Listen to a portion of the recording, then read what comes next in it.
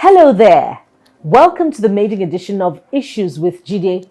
It's a review of topical issues in the news during the outgoing week by our seasoned journalist and political analyst, TVC's Jide kolade-otitoju. It's an honor to be your anchor, guiding you through Jide's informed thoughts on the vital news bits and helping you make sense of it all. Thank you for joining us and welcome, Jide. It's an honor to be doing this with you. Thank you, and I can have a hope for a better person to put me through all of this. Oh, fantastic. What an endorsement. It's no mystery anyway. Thank you very much. Let's go to the economy. And people are asking why Nigeria is not exactly making progress in that regard. Let's look at gross domestic product, which is a very important yardstick for measuring growth. In 2016, the economy grew by minus 1.62, 2017, 0.81, 2018, 1.92, 2019, 2.21. Is it a problem of the officials' position to man the economy's gateway, or is it the policies? I don't think the policies have been good enough. We've got to tell ourselves the truth. I think that we can do better than we are doing currently. I try to measure progress by simply looking at price and quantity. When you adopt that method, yes, people could say, oh, that's too revolutionary, but that is what leads you to the truth, the real truth. If, for example, you are telling us that you have done so well, you are making progress in the area of agriculture, I want to see, or I want to know at what prices you are buying commodities. You are buying grains, for example. Mm-hmm. If the prices don't come down, I'm going to be asking questions because I am interested in availability and price. When it's available, at what price? So if we are buying a bag of beans at 72,000 naira, that means price is not coming down, it's going up. The goal is for price to come down. Once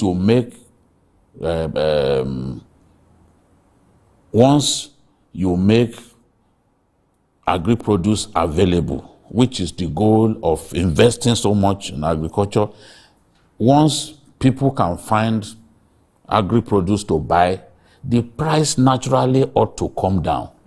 If the price doesn't come down, then it questions the huge investment by the CBN, for example, on agriculture, the Anchor Borrowers Program, because it's expensive and the rate of even repayment of the loan is not impressive. It's about 30%. So if people are still buying grains, rice, and the rest of them at a very high price, it means that we are not achieving our aim. It means that we have a lot of problems in that area. Then you look at debt. Yes, people will say our debt to GDP ratio is impressive, but that is because people are not looking at our capacity to earn revenue. Debt is going higher. So it's not something to be happy about, because at the same time, reserves, our foreign reserves, are going down. So all of these indicators, exchange rate, prices of goods and services that are skyrocketing, inflation going up, even interest rate is climbing, and the cost of doing business in our country is also climbing. So you've got to ask questions about the management of the Nigerian economy.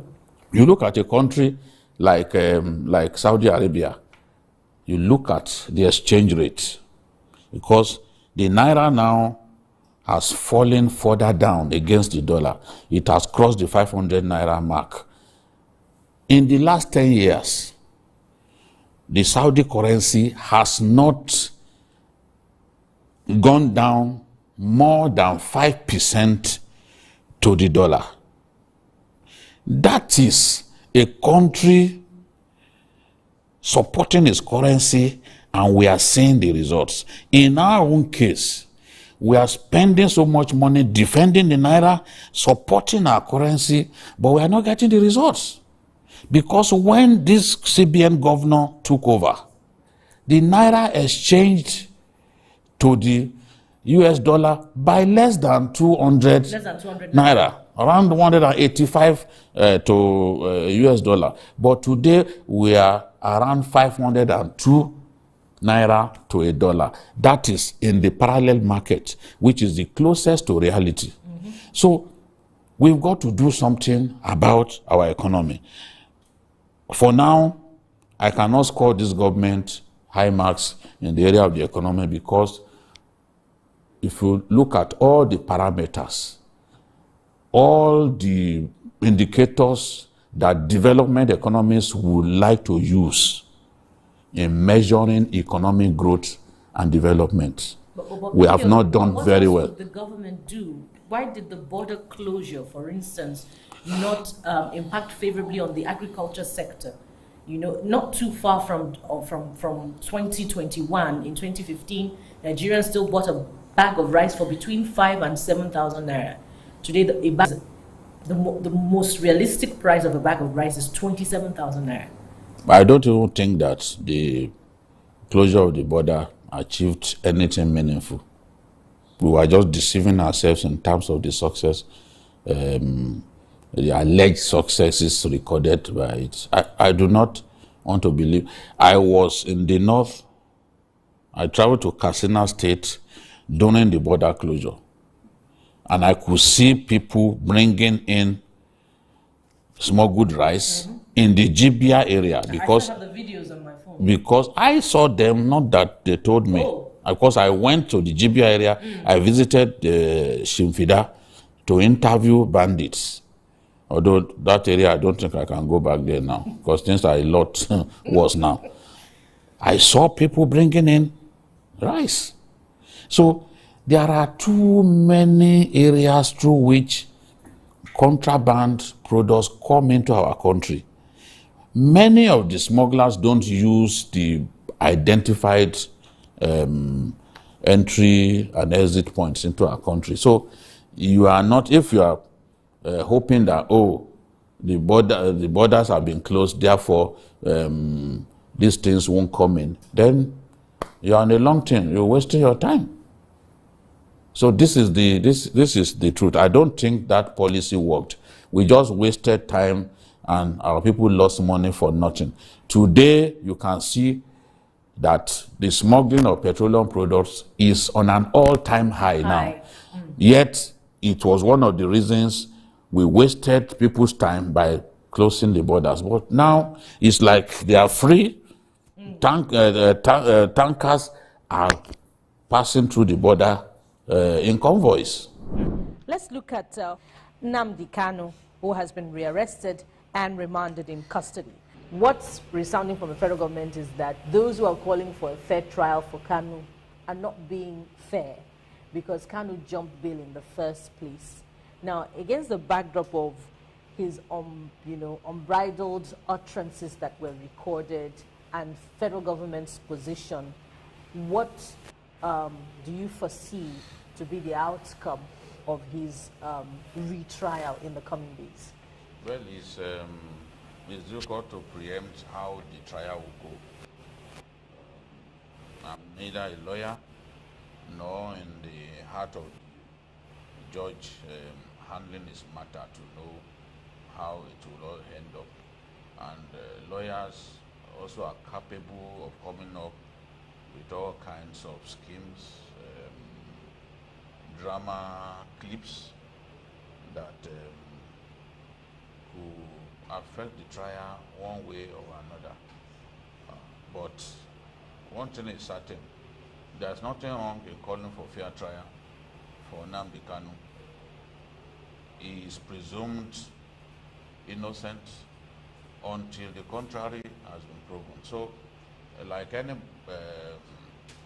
mortal being brought before a judge, he is presumed innocent until the court decides otherwise. So, he jumped bail in circumstances less than noble, but the government has found a way to apprehend him in a foreign land and bring him to justice in our country.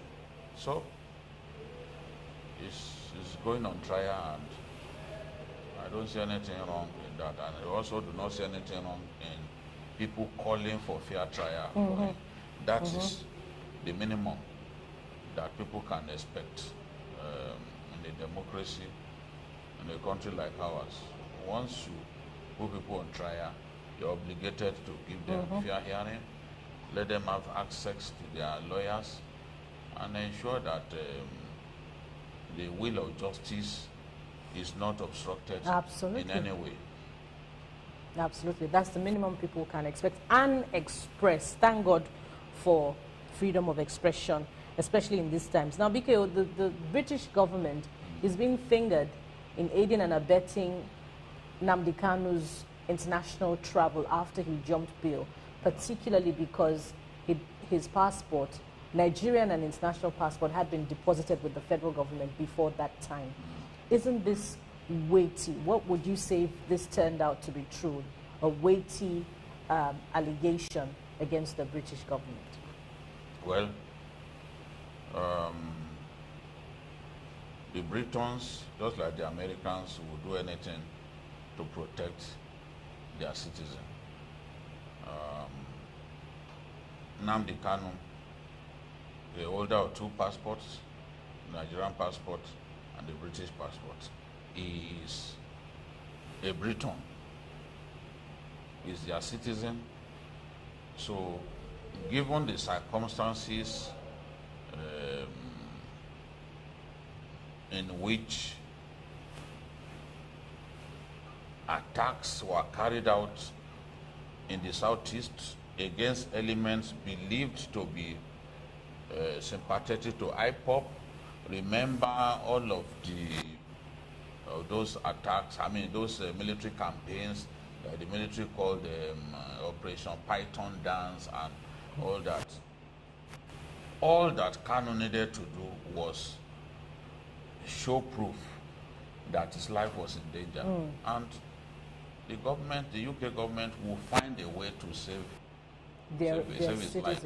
Yeah, they would do that to any citizen of theirs. So I'm not surprised that they went this far. They can go to any length to save the life of one of their own. And being a holder of the British passport, the moment his passport had been taken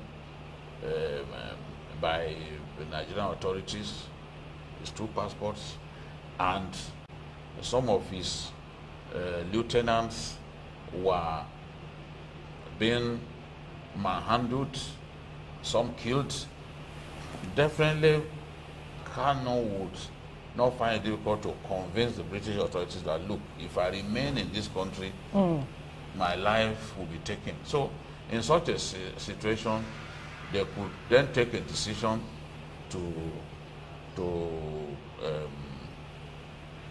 spirit him out of Nigeria, to help him out of the shores of our country, so that his life could be saved. And I think that's what they have done. It will seem illegal, but our country too once went to the UK, and we tried to create an individual and bring him to Nigeria illegally. So we can't forget, and the person who was Nigerian ruler at that time is the same President Muhammadu Buhari. We tried to bring Nnamdi to Nigeria to make him face trial by force at the time when he was in the UK, by creating him like merchandise with the desire to send them here. So, in international relations, Happen. I would, yes, issuing a passport to Kanu at a time when he was facing trial in Nigeria, you would want to say that was wrong. But I'm sure the passport may have even been issued to him in another country. Maybe after he sneaked out of Nigeria, he got a passport issued to him. The circumstances at that time must have prompted them to take that decision. And look, and you know, it was the same thing that he said in court, that he jumped bail because he saw that his life was in danger. You know, and you speak in this manner to the Americans, to the Britons, you can expect that they want to take action to ensure that you are safe. So you see that constantly they educate their people, they inform them about places to not go to in Nigeria, they issue travel advisory, saying, look, this part of Nigeria is unsafe, that part of Nigeria is unsafe, you know, so that their people can stay out of harm's way.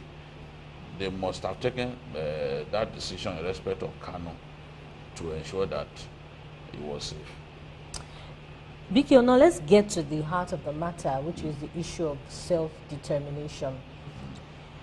Granted that in the last 4 years since he jumped bail, many say that this time the IPOB leader really stirred it. He made unbridled comments and stoked the embers of tension and all of that. But how do we ensure that Nigeria does not lose sight of what is pertinent?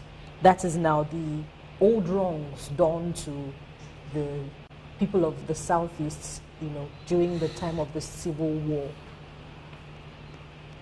Yes, I think we should continue to work hard at full integration of the people of the Southeast.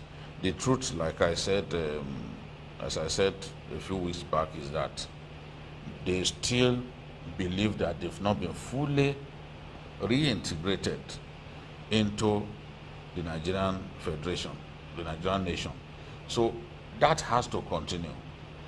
We must build a nation where equity thrives. If we create a situation in which we send a clear message that certain positions are not meant for certain categories of people, then demands like the sort of demands that Sunday Igboho and other people are making will not stop. Because people will continue to feel that, look, they will never get a fair deal in Nigeria.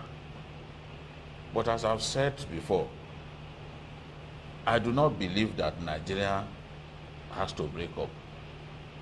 We are stronger, and it serves a good purpose for us to remain as one indivisible country. The problem with us is our leaders. Our leaders are clueless, and our leaders have not handled our diversity the right way. So because of that, more and more people think that, look, we must get out of this Nigerian Federation. But you look at a country like Sudan, which is the newest country in the world. They've broken out of Sudan. But South Sudan is still not at peace with itself. Somalia is one country, one language, one religion.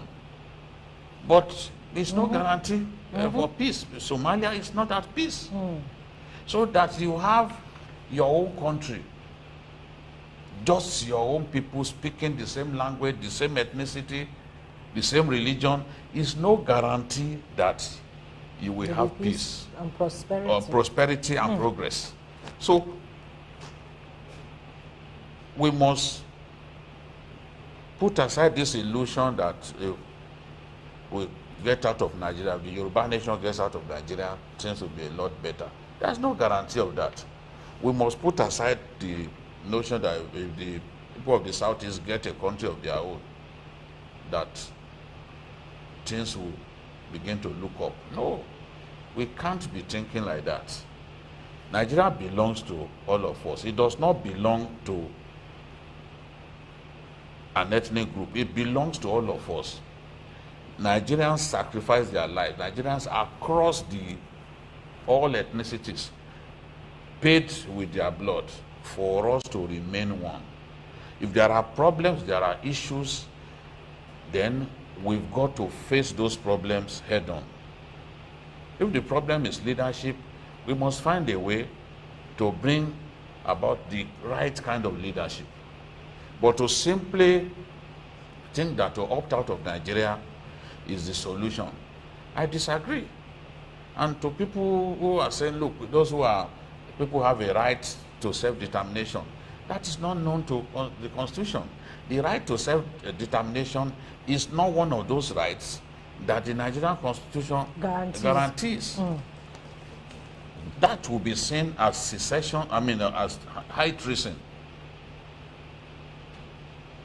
By the way the Constitution looks at it, the fundamental rights that you and I have, the rights to dismemberment of our nation, is not one of those rights.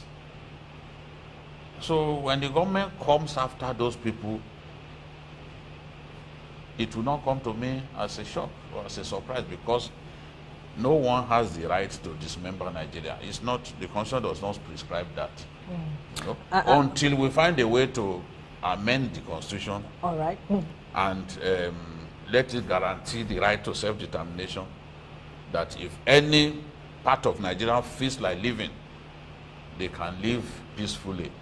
Then people like Sunday Igboho, people like Nnamdi Kanu will be free to carry out their divisive activities, and no one will have the right or the power to put them in the slammer for doing that. But as things stand, self-determination, agitation for dismemberment of Nigeria is not one of the rights that the Nigerian Constitution guarantees to the Nigerian individual.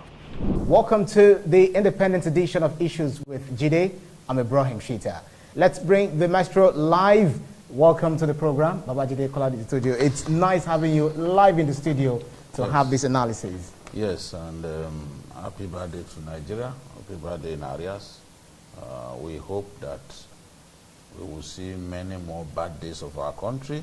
Amen. And we hope that our country will continue to grow in leaps and bounds. Amen. We are certainly not where we ought to be. So we need to improve as a country in every facet of life. Absolutely. So let's get down to the brass tacks by talking about, first let's talk about the issue of security, because in Nigeria currently, from the narrative of being technically defeated to farmer herdsman crises, to banditry and kidnappings and so on and so forth, and talk about the gamut of insecurity facing the country. What's been your assessment of security issues in the past 61 years, Bukola? Well, I would say that security began to really get bad in our country after the Civil War.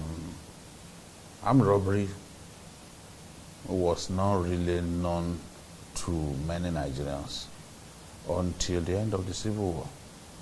Yes, burglary, you could say burglary was a little bit rampant. People could steal someone else's farm produce. Right. But armed robbery became rampant after the Civil War, because some of the people who had weapons, who fought on the side of both Biafra and federal forces, were able to lay their hands, were able to keep some of the weapons, right, and so those weapons were then sold in the black market, and we had cases of armed robbery. It became so bad that the military regime had to introduce death by firing squad. That was how the legendary Oyenusi, Yopele Dakuro, and many others, got executed because we thought that was the best way to respond to that problem. And when the armed robber is caught, he gets put on trial, and if he's convicted, he faces the firing squad. And then when General Buhari became head of state on December 31st, 1983, death by firing squad for armed robbery was also introduced, because we had the military tribunals in all parts of the country, and their responsibility was to try those accused of armed robbery. And then if you were also found to be in possession of stolen goods, you got the same treatment as the armed robber. So if you're looking at the security situation now, because the cry is just too much, really reverberating across the country, where are we now, and what have we not got right? No, the security is a lot worse now.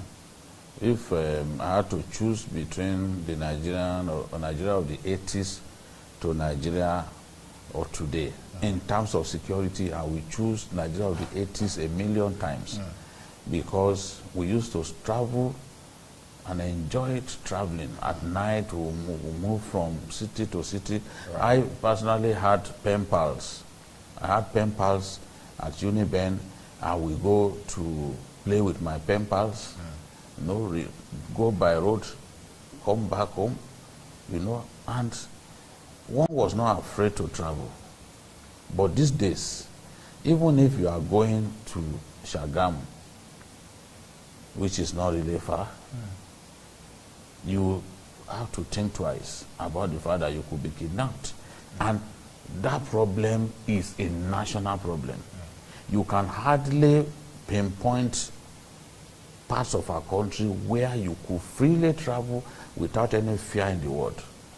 So a lot is wrong with security in our country, and as I've said, in the last 2 years, security is the biggest problem confronting our nation.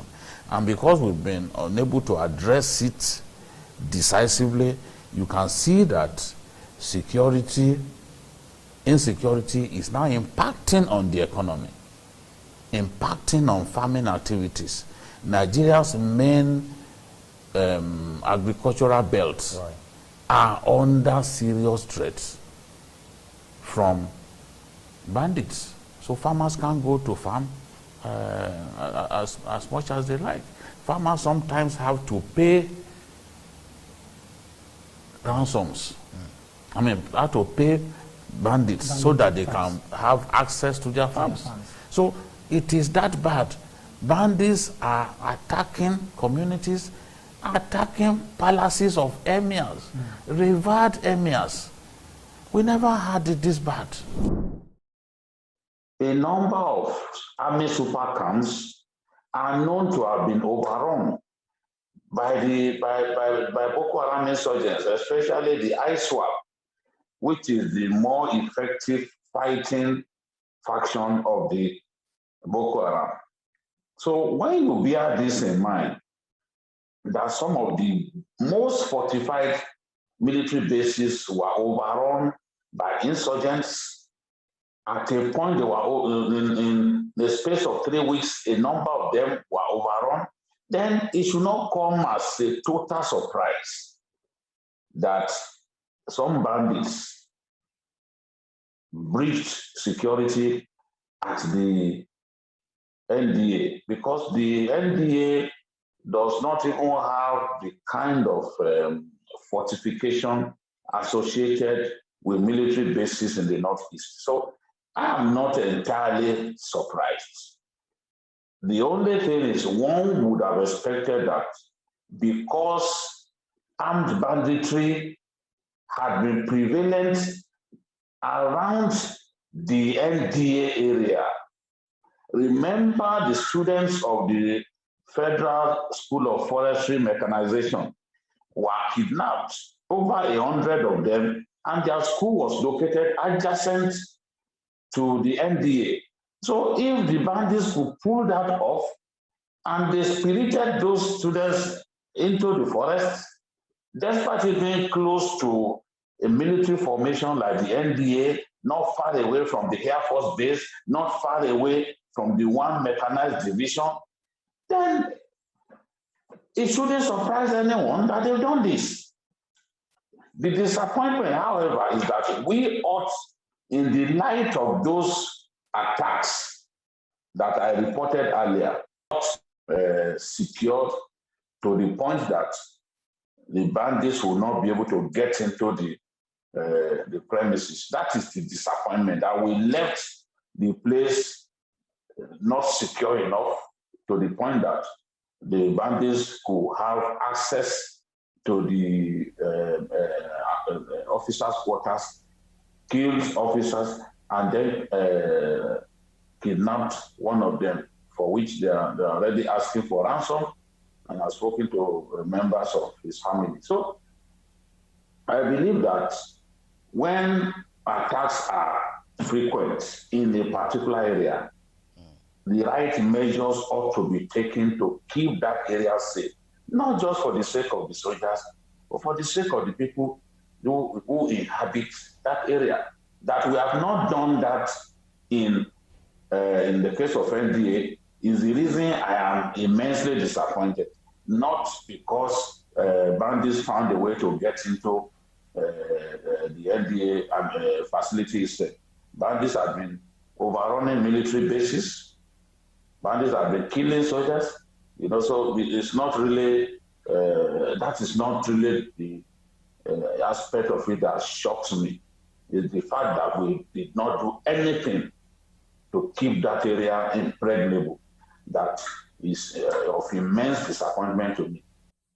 Anyway, I'd also like to know, based on the fact that people are saying that getting into the NDA premises is like a camel going through the eye of a needle. But on Fridays, the gates are flung open for every Tom, Dick, or Harry for Jumat prayers.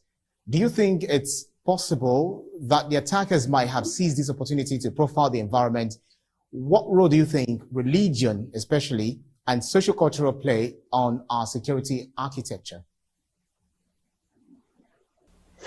I'm convinced that where you allow people to go into a military complex without screening them in any way, you never can tell the kind of person who will get into that place. I don't think it makes sense to simply allow people to have a stroll around or into a military complex. It just shows that we play too much in our country. They don't have any business strolling into the area. If you want to get into a military facility, a critical military facility, then you should be screened. Even if they are up to 1,000 coming in, they should be screened. If they are up to 2,000 coming in, you must screen them. And you must not make it extremely easy for people to access. Because when it becomes so easy to access, people, criminals could then take that liberty to survey the area, know the kind of security measures in place, and when they are coming to launch an attack, they already have an idea of how many troops, how many fighters they need, and the kind of weapons that they need to overcome the security people placed in that area. Boko Haram does a lot of reconnaissance of their own. Not only do they use even civilians in the areas that they attack, they send in people who do some level of reconnaissance for them and feed them back with the information that will enable them to plan attacks. And that's why a lot of the attacks, especially attacks by ISWAP, are usually successful. A good number of attacks by ISWAP are known to have been successful because they do some intelligence gathering. They use all kinds of people, to do some intelligence gathering for them. And where you keep 30 soldiers in the place, guiding the school, they can then bring in double that number, carrying the same weapon that the soldiers on ground are carrying, so that they can then easily overwhelm the soldiers on ground. They've done that successfully in the last few years, and that tells me that they take their time to plan, and most of the time we are caught napping. Well, we're already having questions on our YouTube channel, but remember, before we begin to take your question, subscribe to our channel and put your question in the comment section box. So put your questions there. Babajide definitely will respond to your question. But before we move to the other topic, BKO, I'd like you to respond to this, because Nigerians are now scared. They see what is going on, in different parts of the world, especially Afghanistan at the moment. So what we are looking at now is that if bandits are ravaging the country, Boko Haram can attack anything. Are we looking at the Afghanistan scenario on the horizon in Nigeria? I would rather advise us to not dismiss it as impossible. Many people never believed that Boko Haram will harass us for this long. Boko Haram has been around for quite some time. Look, they are the ragtag group of we can deal with decisively, but they've shown themselves to be tough cookies, at least for us. So let us not rule anything out. Let us not rule anything in. Let us not tell ourselves that, look, what happened in Afghanistan can't happen here. You may say that to overrun Nigeria as a country will be difficult. There are some communities in Zamfara state where bandits have taken over completely. They've chased away the residents of those communities. So that's a warning sign to us. That's a warning sign to us that, look, if we are not careful, we could lose some of our territory to bandits and other unscrupulous elements. Engage him. Special thanks to you, Babajide kolade-otitoju, for those insightful analyses as always, and thanks to you, to our audience, for joining on every edition. Remember to subscribe to our YouTube channel, TVC News. Click on the subscribe button to get the latest information. We say thank you to Wasil Salam, Tonia, Joseph, Mustafa, and also Fumi for everything they've been doing, on the background door. I'm Ibrahim Shita. See you again next edition. Bye for now.